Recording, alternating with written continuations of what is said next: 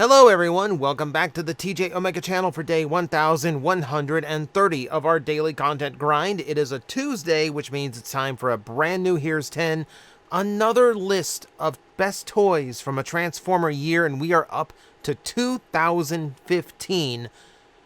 This becomes a very weird year for multiple reasons. Number one, it's Robots in Disguise 2015.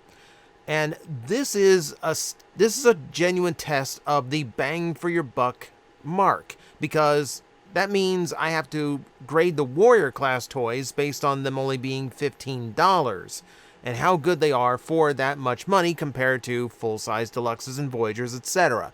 So we're throwing a new kink into this. And because there are kid lines from here on out, we will always be dealing with that. On the other hand, this is the year that the trilogies began. This is Combiner Wars, the beginning of the Prime War trilogy. And the bad thing about that is because all of them had to form, at least all the deluxes, all had to form an arm and a leg that were the same size and function as each other, and they all had to have the same combiner block. And they use so many remolds of these toys, they feel very samey. This is a very difficult year to grade, and there's going to be a lot of personal picks on it. We're going to make a lot of weird picks, but they are my picks and my picks alone. You are free to disagree with them. So that said, let's go into what I believe are the top 10 toys of the year 2015, and we are going to start with a very unusual place, and this comes with a very big caveat. I would only put this on the list if you get it for its original intended price, because it was so hard to get in the year of its release. It was very, it got scalped and it got overpriced a lot. In fact, it's easier to get it now, cheap, weirdly enough. I'm talking the Cyber Battalion Megatron. I did a review of this thing, and I told you, like, if it had a few more joints, this would be a fantastic figure. And it's already a really, really good figure for the price. It's not a bad transformation. For its price, it's not a bad level of articulation. And I think it's just a really, really good looking Megatron. If this was like a modern take on G2 Megatron, I'd be all over it. I mean, it seems like so obvious to do G2 colors on this, and I don't think they ever did. And that's so weird because, yeah, it's a great looking toy. It's a great looking Megatron, considering it's technically a brand new design. Again, Cyber Battalion was designed to be super cheap and very large for that price, And if you got it for its original intended price, it was worth every penny. This, I felt like, was the best of a line that I had a very big soft spot for back in the day. I still think it's good. Yeah, compared to a normal deluxe or a Voyager, yeah, it's deficient, but for its original cheap price, kind of hard to top. While I did warn you, the deluxes in Combiner War are all kind of the same toy in a way that doesn't really apply to the Voyagers, so those are fair game and we can talk those all we want. Silverbolt, for instance. Now, we're going to ignore the big block of robot underneath the vehicle mode because, let's be honest, that's every Silverbolt toy ever, at least as far as G1 goes. But looking beyond that, because that's just a design trait at this point, I think Silverbolt was designed very, very well. The way this toy flips upside down to turn into the torso mode is kind of ingenious. Like, I really, really like how they figured out how to incorporate the torso into this figure without really sacrificing what it had to do in vehicle and robot mode. It does its job very, very well.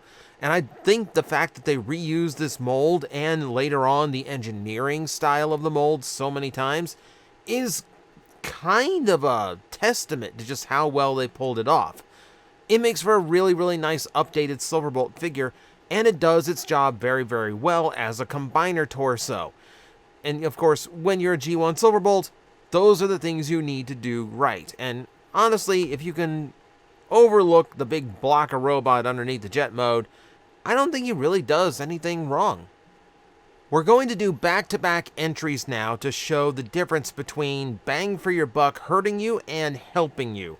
We're going to start with the hurt, because some expensive toys just need to be better, but that doesn't mean they're necessarily bad. Like Masterpiece Traxx, for instance. Traxx has a hard time getting a good figure, and I'm not entirely sure why. The Masterpiece does come close, though. It is very well articulated, very cartoon accurate. You know, the Corvette mode looks fantastic, and the accessories are even good. I like that it comes with a flight stand so that the flight mode for the car actually can be displayed that way. And then throw in Raoul, and yeah, you've got a pretty complete package here. Now, the trick to this toy is it just doesn't feel as Masterpiece as they usually do. He's missing that magic, and he actually takes some shortcuts that I don't like. The fact that his leg, the front of his legs are just panels that flip over and, you know, aren't really incorporated very well.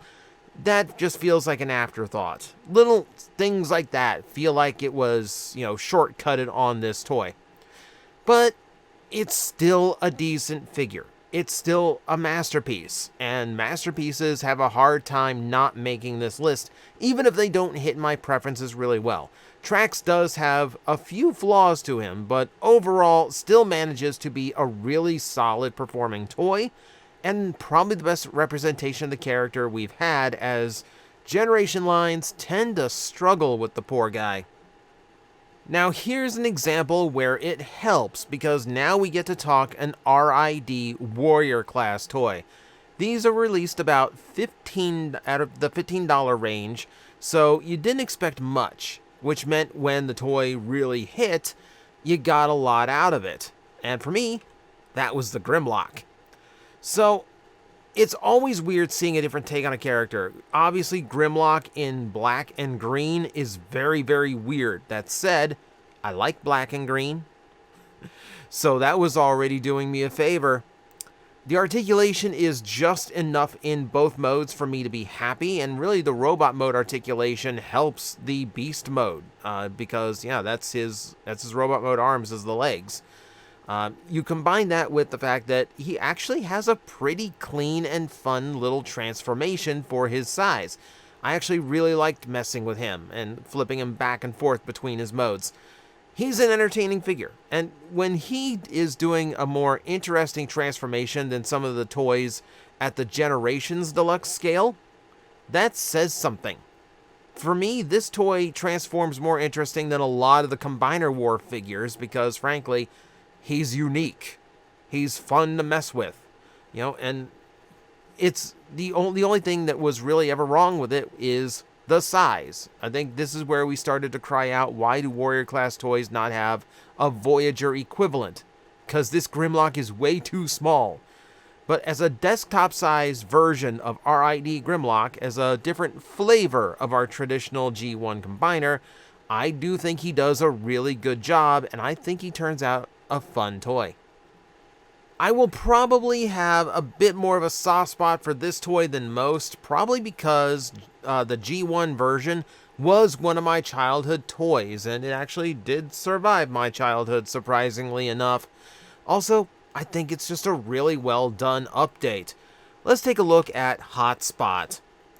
Now, I like the fact that the vehicle mode isn't just a standard fire truck. It is a more stylized version, but I think it keeps him well away from just being a blue Inferno, which ironically this toy was eventually retooled into Inferno, but we're not looking at that, we're not paying attention to that just yet.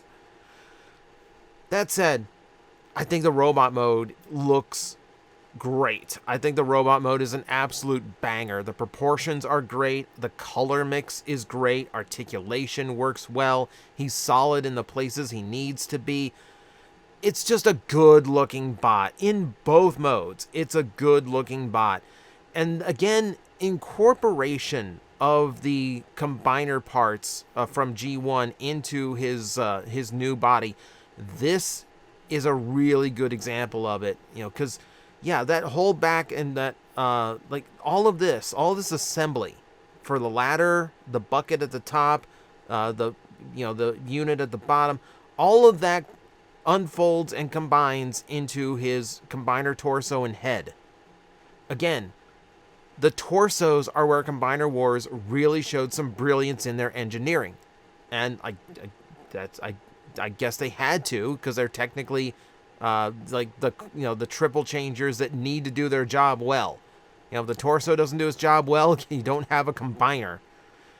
And Hotspot does a really, really good job of it. I like this toy all the way around. Again, somewhat of an ideal update, though I'm sure someone at Hasbro has plans to do it again, similar to all the other combiners that seem to be coming out.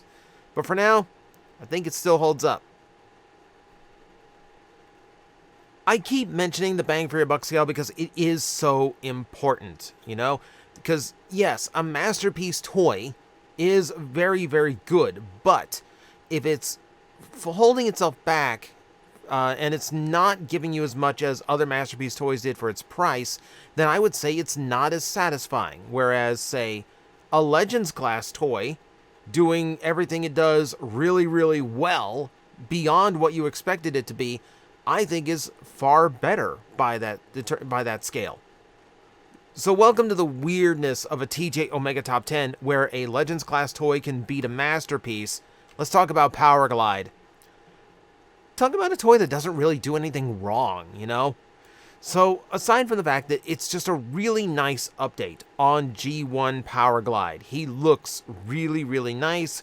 He's the size you would probably expect him to be around this time because mini-bots, Legends class, etc. He looks fantastic in his traditional modes. And then you have the trick that they pulled for the Legends in Combiner Wars, where they could form additional parts or weaponry for the combiners. So now Powerglide is a triple changer and an honorary aerial bot, becoming the main weapon of Superion, and I think it does a pretty good job of that. I like the scope that was added in. I like using the big thrusters at the back of the jet as the cannon barrels, and we even threw in a couple missile batteries at the back, because why not at this point? It just makes it such a fun little package. It's a Legends class toy that just does a lot of things right. And because it's forming the weapon, rather than like armor pieces like some of the other ones did, it definitely feels more substantial, and it feels more like it's doing its job. It's pulling its weight. And it can also be used by any of the combiners. So playability, much better. I love this Powerglide. It's a shame we still do not have a modern one that's up to the size of all of the other deluxe mini-bots. That said, he still holds up really well, even if he's short by comparison. You haven't seen any deluxes from Combiner Wars on this list because, frankly, like I said, they all kind of feel the same, since the engineering standards had to be so similar amongst all of them to get the universal Scramble City function. So it always kind of felt like I was playing with the same aerial bots, always playing with the same Stunticon, etc. So someone please explain to me how Rook ended up so good. Oh my god, Rook is such a good figure. He feels great. Like, he feels bigger and more substantial than a lot of the stuff in Combiner Wars, and I'm not entirely sure why. He's wider stanced, he's bulkier in his parts. He just has this really cool look to him. And then, yeah, a SWAT truck is not a bad addition to the Protectabots. Add something a little bit heavier to their arsenal. Not a bad call there. And then you just get white, blue, and black. Really good color scheme. I like that the fists have like they're like big blaster hands, and that gives you options for his additional weaponry. He can hold his weapon the way you see on the left hand, or he can take that combiner weapon, and instead of holding it like a traditional one, you can give him a Hulk hand. And that was the fun everyone had. Just give him two big Hulk hands. He came out great for a brand new character for Combiner Wars, just to fill the slot for the tiny little groove on the combiner. He does a fantastic job of it. I still wish I could get enough of these and then the Battle Core Optimus so I can just make like the white Paladin Optimus Prime combiner of my dreams. I don't have that kind of money though, so for now I'll just be happy with the one Rook.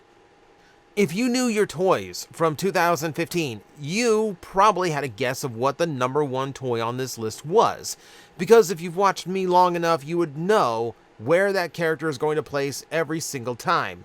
Surprise! He's a little lower than you thought. We need to talk Star Saber.